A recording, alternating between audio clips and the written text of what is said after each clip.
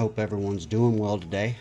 I thought I'd just make a video and talk about how I stack my silver or what I do to come about it at the best prices I can.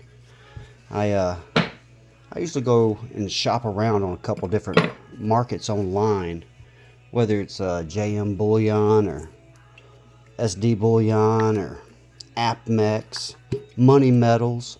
I've used all four of those before. I've used a few other. I used another one that's it's called Gainesville Coin. It was one of the cheaper, better deals, but it took 8, almost 9 weeks for that stuff to get to me. I wasn't aware of that at the time, and ever since I had done my business with them, now when I go back on their website, one of the very first things you'll see is it says it takes 5 to 8 weeks for any of their products to arrive. Essentially, their products aren't kept in store. So I'm not sure where they're kept at or how it goes, but it definitely keeps their price down. It's just a really long wait. And today in this world, everybody loves instant gratification. So normally I'll go online and I'll search the prices at a few different sites. At that point, I'll take that information with me and go to a couple different local coin shops. That way I know what I'm working with. If I can get there and those coin shops have a better price than what I can do online, and they usually do, that's great, because there's no wait time behind that. And also, if you don't order usually a minimum of $1.99, the shipping is not free. So that's just another perk.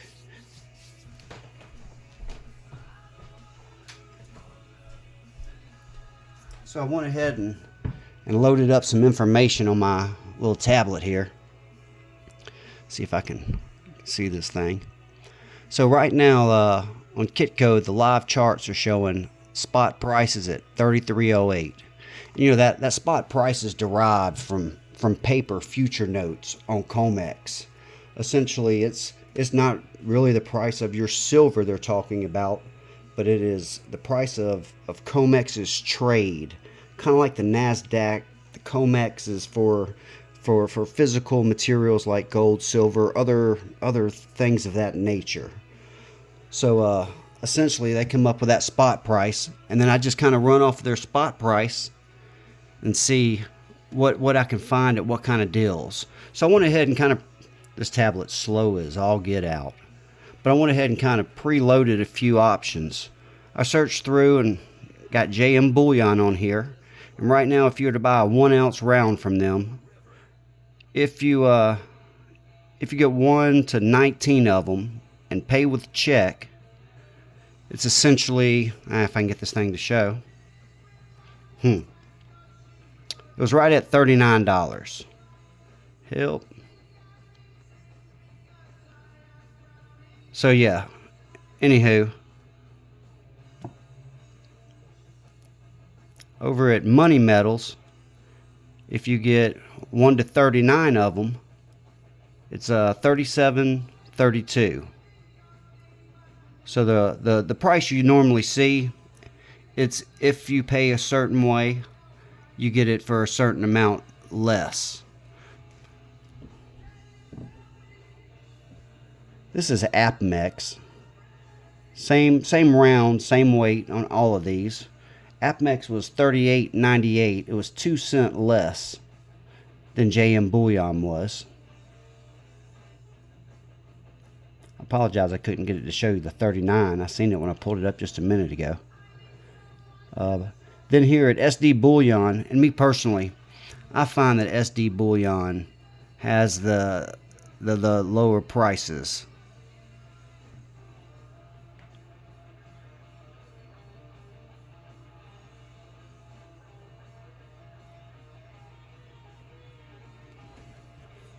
Lastly, I got this Gainesville coin I spoke of a minute ago. So yeah, if you get it from them, $35.35, but you're looking at about 8 to 9 weeks time before it shows up. So yeah, they're just like $2 over spot. So I know anywhere from $35.50 to $39 is going to be my online average for what I can get around for. Usually if I head down and see the guy that gets me my silver normally, he'll get it to me at spot or just over, depending on what I get. Most of the time I try to get the most I can for the least I can.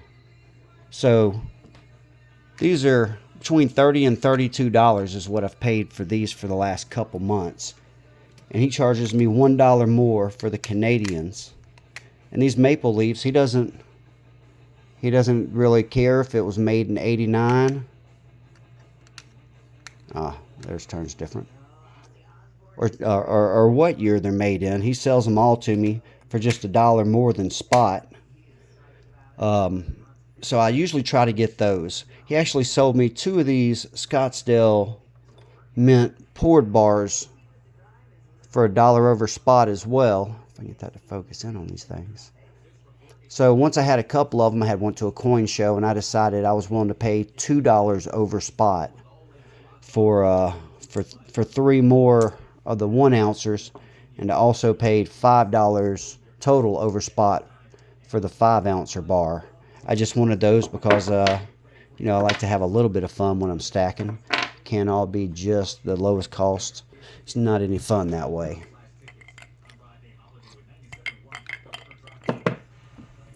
So yeah, I got a variety, and most everything I get is a variety like this because I've gotten it for pretty cheap. So these I got these for $1 under spot. They're actually nativity Christmas ornaments you can hang, but they're silver. Some people do not like the painted stuff.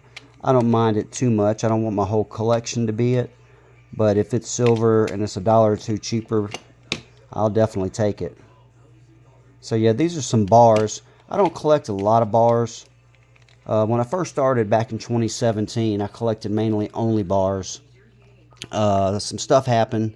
I liquidated my pile, and at that point, when I started back up, I basically went to mostly all rounds. They're just easier to get cases for. Just a big variety of them. I don't know, something about the rounds that when I came back into stacking again, I really liked. So yeah, I started working on a couple cases for those, just to see if I couldn't get those built up. Essentially, I stack all this stuff as my savings, some bonuses toward retirement later on.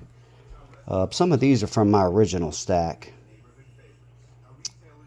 These are the Queen Beast. So yeah, these are actually 2 ounce rounds. They're pretty thick. My camera's not wanting to do anything here. But yeah, 2 ounce rounds. And I've got several of those. Now with these, once again, I wasn't stacking for weight on these. I should have been doing it probably, but I just wanted to keep things spiced up. So these Queen's Beast, started collecting 1 of each kind. And I have not completed the collection. I need to get back on it. Right now they're about $78 where I've seen them at. And the further back you go, the more they cost, because the less there are out there essentially. I like to have some of the bigger bars too. These are some 10 ounce bars. This is from online. I got this one from Money Metals. They were running a special at spot price, so I went ahead and picked this baby up from them. This is one I got in payment. Purchased this A-Mark. These are more desirable because they're a little bit older. They aren't making these anymore. They're still in the original plastic from the factory or what have you. I picked this one up for spot. It's an antiqued bar. I kind of looked it up a little bit, looked into it. I think this place stopped doing stuff back in the 80s. So, yeah, I got it for normal price, but it seems like some people are into that stuff and willing to pay a little bit more than that for these antiqued bars. But I just got it for spot, and I just wanted the weight.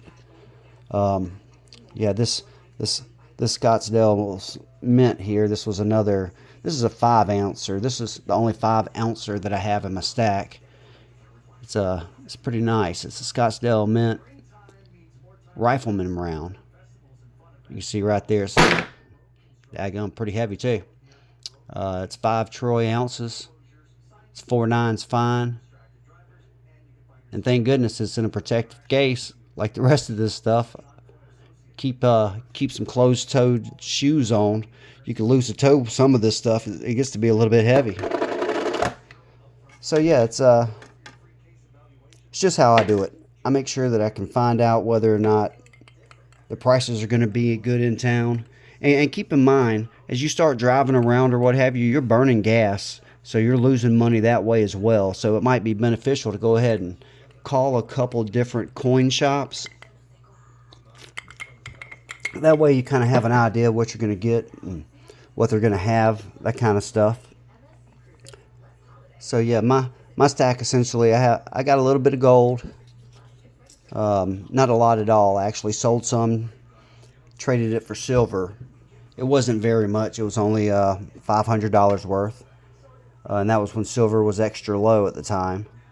Also got Constitutional. I have a few of these newer quarters here. These are also 90% silver. These are pretty awesome. Actually got these from Stacking and Packing. I'm sure you've heard me talk about them, just like I did that house quarter. We got most of all this other stuff from my local coin shop. Like I said, at the time, he was actually charging me 20 times face. And then about a month and a half ago, he went up to 22 times face. But he told me he's charging everyone else 24 times face, just because I use him almost exclusively. He gives me really good deals. That way it keeps me coming back and makes it so that I want to keep coming back as well. So hopefully that helps you decide on how maybe you can save some money while purchasing the stuff. It's kind of a numbers game. Where can you get the most silver for the least amount of money with the least amount of effort? And it has to be a trusted source. Otherwise, you don't want to waste money and get fakes. I have come across a couple fakes, as you guys might have seen on the channel.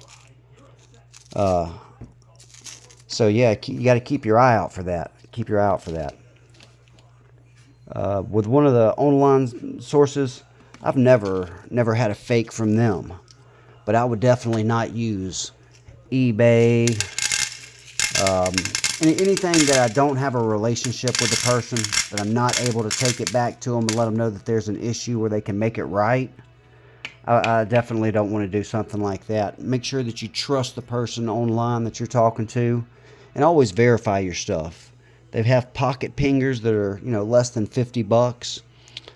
Silver's a superconductor. So yeah, if you took a piece of ice to a piece of silver, it should essentially start melting that piece of ice immediately. I mean, it should just burn down into it just like that. Just immediately start pouring water off of it. So yeah, you can tell straight away from that huge divot there. That's just a quick and cheap, easy way to test. If you put a piece of steel to a piece of ice like that, it doesn't burn through it like it's heated.